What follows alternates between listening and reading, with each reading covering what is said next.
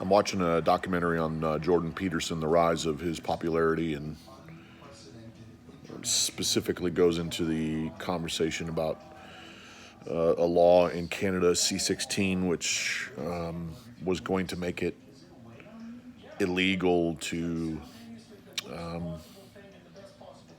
deny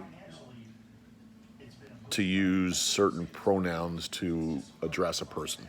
So in other words, if they were non-binary and they feel that the pronoun that should apply to them is they, them, then it becomes illegal for you to not do that. And in 2016, September 2016, he put out a video where he was against that.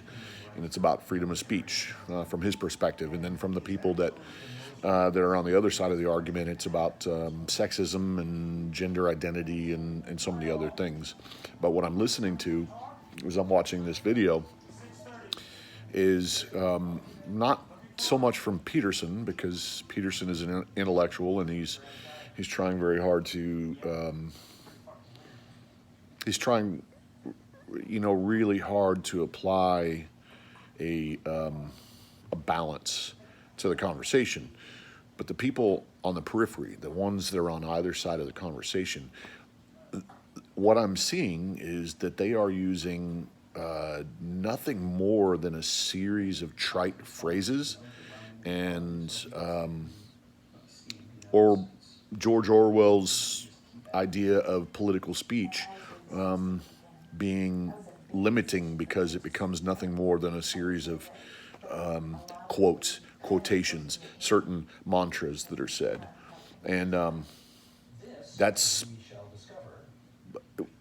like literally every argument that I've seen that has anything to do with politics or anything to do with gender identity or religion, or it comes down to people using phrases and things that they can grab onto without any real deep understanding. That doesn't mean that there's not people out there that are educated and that get involved in these things. And especially when you have people that are affected, transgender people that are affected by hate and the depression that comes along with it. But the problem is that the conversation isn't allowed to happen because it's a shout down match. How much louder can I be than you? And how many ways can I say the same thing and sound intelligent? I don't know. I think we got. We have a long way ahead of us to fix things.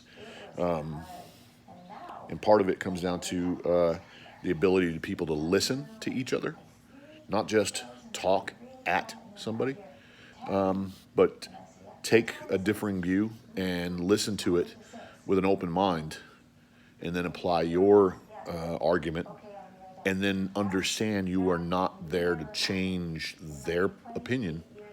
You are there to, for both parties to come to some kind of an understanding. Whether that understanding ends up being agree to disagree or whatever. There is still an ability for people to disagree and be friends. To be in love with somebody that you disagree with. It's possible. But the way that things are playing out nowadays, it doesn't feel that way. It feels as if you must pick a side. And picking a side is supposed to be a show of strength, solidarity. So many people using the phrase sheeple, and how I'm a lion and not a sheeple. Those are nothing more than the trite phrases of weak arguments. So, I don't know. Check it out, Jordan Peterson. You don't have to agree with them, but at least open your mind up enough and listen to it. And then if you decide that he's full of shit and you want to go the other direction, that's fine. That's fine. We can still be friends. Just understand, I'm not open to shouting you down. And I'm not open to being shouted down.